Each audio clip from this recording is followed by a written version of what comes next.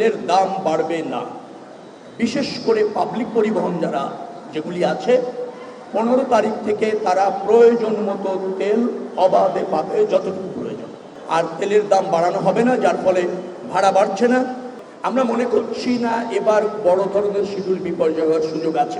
আপনারাও সাংবাদিক যারা আছেন, আমি জানি খুব মানবিক, তখন বলবেন ঈদযাত্রা ব্যাঘ্রত করার জন্য একজন লোককে এইভাবে বল প্রয়োগ করা হয়েছে, তখন আপনারা মানবিক হয়ে যাবেন। 1,25,00,000 থেকে 1.5 কোটি মানুষ মাত্র 2 থেকে 3 দিনে ঢাকা শহর থেকে বাইরে যাবে। বিসমিল্লাহির রহমানির রহিম। আজকে কমলাপুর রেল স্টেশন থেকে ঈদযাত্রা বা ঈদ উপলক্ষে যে সমস্ত যাত্রীরা বাড়িতে পৌঁছাতে চান তাদের যাত্রাটা শুরু হয়েছে। অর্থাৎ অনলাইনে আমরা যে সমস্ত টিকিট ঈদযাত্রা উপলক্ষে বিক্রি করেছিলাম, আজকেই প্রথম যাত্রা শুরু হয়েছে। অর্থাৎ আজকে যে যাত্রা শুরু হয়েছে এই টিকিটটা আমরা ছেড়েছিলাম 3 তারিখে, 10 দিন আগে। তো সেই ধারাবাহিকতায় টিকিট অনলাইনে প্যাসেঞ্জাররা পারচেস করেছে এবং আজকের থেকে সেই ঈদযাত্রা শুরু হয়েছে। আমরা আসছিলাম, এসে দেখলাম যে না, এখনো পর্যন্ত সব কিছু ঠিক আছে। যাত্রীরা তাদের টিকিট পেয়েছে অনলাইনে চাপ ছিল অনেক বেশি, সবাই প্রায় 37 লাখ মানুষ টিকিট কিনতে চেয়েছে। তো আমরা কত 36,000-এর মতো টিকিট বিক্রি করতে পেরেছি। আমাদের যে ক্যাপাসিটি আছে ওটা চাপ ছিল, কারো পেতে একটু দেরি হয়েছে, কাউকে হয়তো একটু ওয়েটিং থাকতে হয়েছে। কারণ একটা টিকিট আপনি বুক করার পর পেমেন্ট করতে 5 থেকে 10 মিনিট 15 মিনিট পর্যন্ত সর্বোচ্চ সময় দেওয়া হয়। সেই সময় অনেকে নক করে হয়তো দেখছে যে বুক হয়ে আছে, এরকমের কিছু তো আছে। কিন্তু সবাই টিকিট পেয়েছে, ফেয়ারলি পেয়েছে। যারা টিকিট পারচেস করতে চেয়েছে সবাই টিকিট পেয়েছে। ট্রেন ছেড়েছে, আজকে 21টি ট্রেন ছেড়ে গিয়েছে, সবগুলি টাইম মতো গিয়েছে। 2টি ট্রেন মনে হয় 40 মিনিট লেট হয়েছে। এটার একটা কারণ ছিল, একটা অ্যাক্সিডেন্টের কারণে বেশ কিছুদিন ধরে 3 ঘন্টা লেট হচ্ছিল ওই 2টি ট্রেন। আজকে 40 মিনিটের মধ্যে আমরা নিয়ে আসতে পেরেছি অ্যাডজাস্ট করে। আগামী 2 দিনের মধ্যে ওই 2টি ট্রেনকে আমরা সময় মতো নির্দিষ্ট সময়ে ডিপার্চার করতে সক্ষম হব বলে মনে হচ্ছে। আগামীর অগ্রগতির ভিত্তি আনোয়ার ইস্পাত, স্ট্রংগেস্ট স্টিল সিন্স 1978। কর্মদিনের তো প্রয়োজন আছে রাষ্ট্রকে সচল করার জন্য। একটা দিন বাড়িয়েছি আমরা ছুটি, একটা দিন বাড়িয়েছি, তো সেটা বাড়ার প্রয়োজন ছিল, একটা দিন কনসিডার করা গিয়েছে। আপনি জেনে খুশি হবেন যে রেল, সড়ক এবং নৌ সব জায়গায় এবার দেখবেন যে আগে যে ব্যবস্থাপনা ছিল তার মধ্যে থেকে বেশ কিছুটা পরিবর্তন আমরা আনতে সক্ষম হয়েছি। আমাদের এই সেবা অথবা যোগাযোগ ব্যবস্থাপনার সাথে যারা জড়িত তারা বেশ তৎপর এবং সর্বাত্মকভাবে কাজ করছে, সক্ষমতার মধ্যে সর্বাত্মকভাবে কাজ করছে, যার ফলে খুব বেশি এবার আশঙ্কা আমি দেখছি না। আমি মনে করছি মানুষের স্বস্তির মাধ্যমে এই যাত্রাটা নিশ্চিত হবে।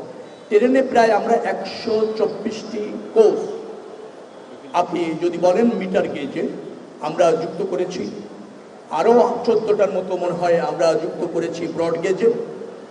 স্পেশাল ট্রেন আরও প্রায় 5 জোড়ার মতো আমরা যুক্ত করতে সক্ষম হয়েছি।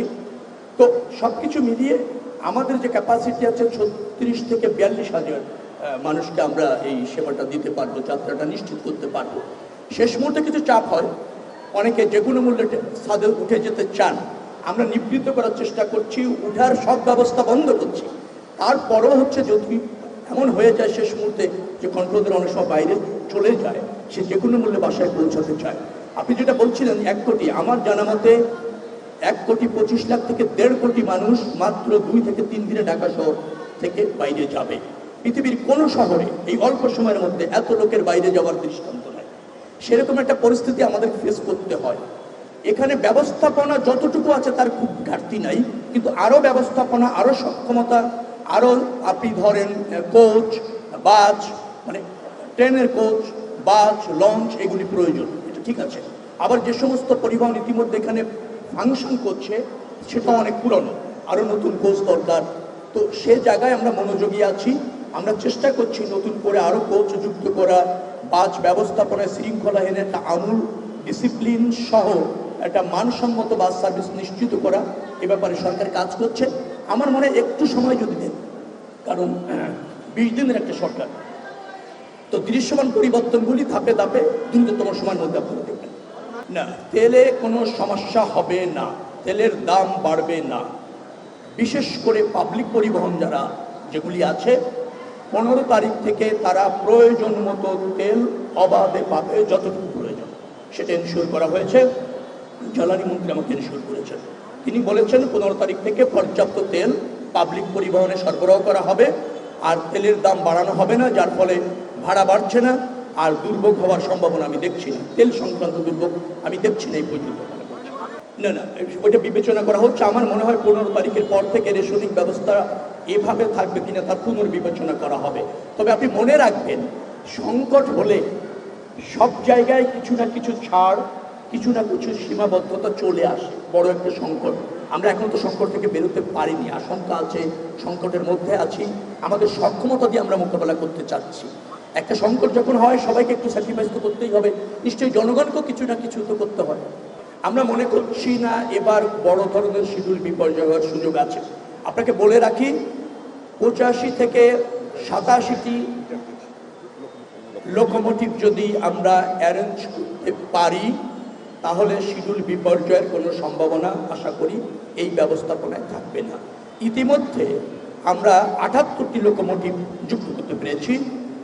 আরও 2 দিনের মধ্যে কয়েকটি লোকোমোটিভ যদি যুক্ত হয়ে যায়, কোচের সংখ্যা যা বাড়িয়েছি, স্পেশাল ট্রেনের সংখ্যা যা বাড়িয়েছি, এই চাপটা আমরা মোটামুটি চাপ থাকলেও ম্যানেজ করতে স্বস্তির সাথে সক্ষম হব বলে মনে করছি।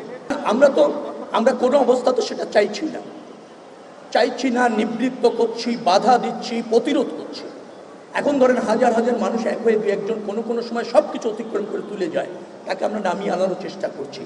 কিন্তু এই রকমের পরিস্থিতিতে 2-4 জন এরকম শেষ মুহূর্তে যদি উঠে যায়, মানে সেটাকে আপনি শতভাগ একজন লোকও যাবেন না, এই ব্যাপারটা এই জায়গা থেকে এই চাপের মধ্যে এনশিওর করাটা কঠিন। আমাদের সহযোগিতা নেই এবং আমরা সেটা যে কোনো মূল্যে নিয়ন্ত্রণ করতে চাই। সেখানে যা যা সক্ষমতা, যা যা পদক্ষেপ আমরা সব নিচ্ছি।